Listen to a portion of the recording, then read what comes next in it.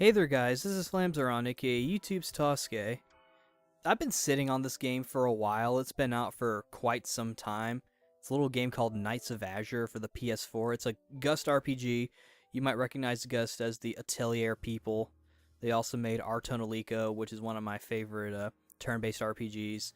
And they made Arno Surge, which I did a video on a while ago. And this isn't really a review or anything. This is more of a my thoughts on, because honestly, well, one, I haven't finished the game, but also I don't really know how to feel about this one. I know this one was a lot of people were really hyped about it. I think this might have been released during the time when the PS4 didn't have too many unique RPGs.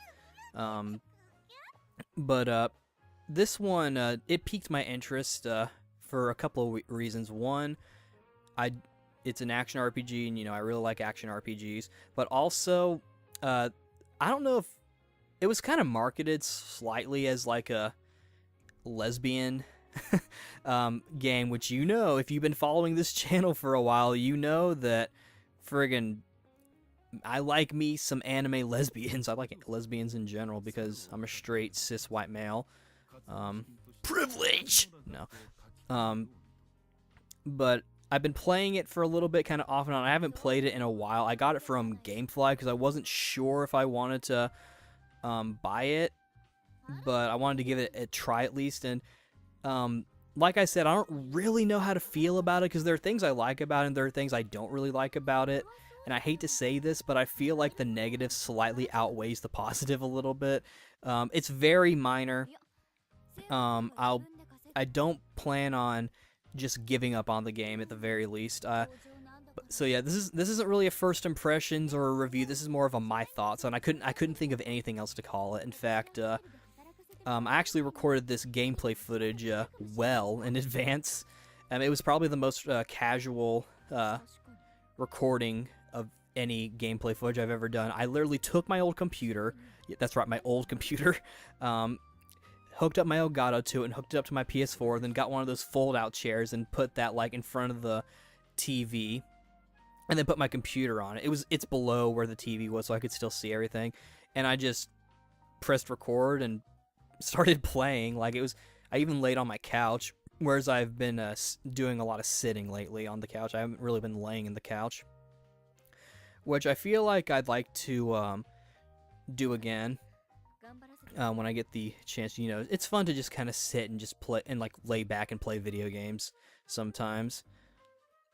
But yeah, so that was my main drive for getting into this game. One, the action-oriented combat, and two, the supposed lesbian themes going on with this story, which I've been told is actually not that big. I think it's mainly they show us them being close, and I think there's maybe a kissing scene. I'm not sure. I didn't look it up, so I'm not entirely sure if there's anything further. And it seems to be the case with the second game, which part of the reason why I'm making this video is because they're actually making a Knights of Azure 2, and it's already been announced for English localization, so it's going to be coming out in English as well. And based on what I've seen, it seems to so far improve at least on the gameplay issues that I have with. I don't know for sure because obviously I haven't played it, and no one's uploaded like just straight up gameplay footage that's not part of a trailer because the game's not out yet. So no one really knows for sure, but the main chick has red hair, so and there was an image from the game that was shown in like Famitsu or something that looked pretty intimate in a way, so maybe they'll up the ante on the lesbianism because that's the most important aspect of any game, don't you know? Nah, but it does seem that at least on North America, that side of the spectrum, there may have been a few people who were seemingly disappointed that there wasn't like a raunchy sex scene or anything. I'm not saying I would have preferred it either way, but all I'm saying is it would have been nice. Nah, it's not really that important. Though, from what I've played so far, the story, it's okay. It hasn't really drawn me in. Basic story, you play as Arnis, and this is going to be heavily paraphrased because it's been a while, and I don't feel like I have the entire details anyway. But you meet up with your friend named Lilise, which I believe in the Japanese version they call her Liritsu or something like that. I should probably note that while this game was released in English, there's no English voice acting. It's all Japanese voice acting. So I'd imagine the script is probably as close to the Japanese as it can be, you know, since there's no like reason to have like a heavily adaptative script. But there are still some localizationisms, like I believe the original title of the game, when translated, is Land of No Night, which is, you know, it's alright, but it is a bit basic sounding. I feel like Knights of Azure is better for, you know, branding and title purposes. I actually got into a discussion about this on Twitter. It wasn't very long, but Azures are traditionally Azure as in the color, are traditionally a kind of a medium blue, like basically it's some sort of like blue color, which I feel like is fitting because, you know, what color is the opposite of night? Blue. So if it's no night, then okay, it's day, Land of Day. So they're talking Azure then. And I think the whole Knights of Azure, it's meant to sort of be sort of like a, even though like, for example, it'd be like 8 p.m. or whatever, it would be like daylight or whatever. I haven't gotten far enough in the game to make any other connections. I don't even remember if they bring it up. I think there's something about there not being any sort of night within the world. Though I will say one thing that actually I didn't really like, which I don't really like in the E-series either that much, is the use of real world locations. Like they bring up America and I think Germany as well. I think in the game it takes place in like some other some fictional area, so at least that's good for the place that you're in. And as I said, East does it the same thing as well. I feel like there though they rename a lot of stuff and you can just barely tell sometimes. Like Rom is, you know, Rome, and of course, you know Europa is Europe, and stuff like that. But here I didn't really like it that much because they just use like I'm pretty sure they mentioned North America by name. I don't know if America or North America, but I'm pretty sure they said America at one point. And some other location. It was when Arnis and Lilise were talking about their past experiences. They're actually pretty good friends, and when they meet up, they're all like, "Hey, I remember that one time we did stuff," and like, "Yeah, dog." But continuing on, where the plot basically revolves around Lilise being some like maiden or like chosen one or something, and Arnis is like her warrior, and she's like part demon or something along those lines. Something about like being a monster, and she can like summon monster friends. They're sort of like your party members. I've been using like the basic ones that you get so far because, you know, they've just been pretty useful. One of them is the one that you get, and it's sort of like there's a little cutscene about her. She's actually pretty cute. I think it's a girl. It's like a little doll thing. But other than that, you're basically more or less flying solo, and you can summon them whenever you want, so you don't have to use them if you don't want to. And like I said, the game's an action-oriented battle system, so it can be pretty fun. It's a little similar to Dynasty Wars in that there's a bit of a weak attack, strong attack theme, though I've been doing kind of the same combos over and over, and every time I play, I keep forgetting what the special button is, so I always like mess up. I don't think you can jump in the game either. I don't remember. But one thing that definitely bothered me about the gameplay was the camera, because I don't like the way it controls. Like left and right like turns the camera, you know, makes sense, but up and down zooms in and out, which I didn't like, because I liked the camera being in a specific spot, but I also liked the camera being closer to the character, and I didn't like that. I'm hoping they fix that for the second game, which I think there's a chance they might. I'd have to look at the gameplay again, because there has been some gameplay footage. In fact, there was actually an article on like Crunchyroll or something that was saying like, oh, gameplay footage was shown of Knights of Azure 2 or something. And I also read that our niece is actually supposed to show up in like an evil form, which I actually talked about on the podcast recently. Um, but yeah, that was definitely one thing that kind of bothered me, and it made combat a little less fun because when it comes to combat games, I like to have full control of the camera. At this point, because a lot of times there are enemies behind you as well. You know, different reasons. There are different reasons, but basically, I prefer to have the camera. I think zooming in should have been reserved for like clicking the stick, like in this case R3. I think that's what it should have been, which would have made sense because some games do that too. I don't remember what R3 was. I think R3 might have. I think there was a button to like lock to like bring the camera back to behind our niece or something. Because like I said, you could still move it around and stuff. But other than that, the gameplay's okay. It's pretty standard affair for its type of thing. There have been other games like it, I think. Graphically, I think it looks alright, you know. The character designs are pretty cool. Arnice's design is decent. Lilith's design is fine. I actually kind of like the designs of the characters from Knights of Azure 2 a little bit better. And I like the hotel setting as the hub world. I don't know, there's something kind of cozy about it.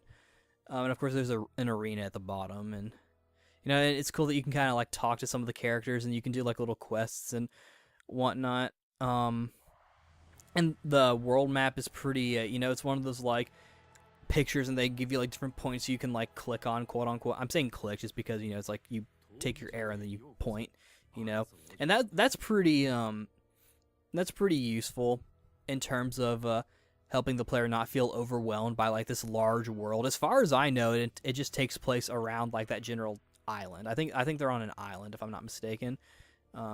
You have to forgive me, I don't remember a lot of the stuff. I imagine like if I were to play the game again, I'd be all like, oh, I remember stuff now. I feel like, though, if I ever do a full review, which maybe, again, I need to actually finish the game to do a full review.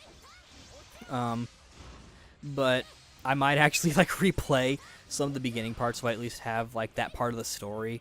Not necessarily, like, replay the entire game over again or anything like that, but definitely replay the beginning. That's why I'm just calling this My Thoughts. This is definitely a more opinion video than informative video. Other things I liked, I really liked the music. I actually downloaded the soundtrack. I liked it that much. I've only heard a few of the songs.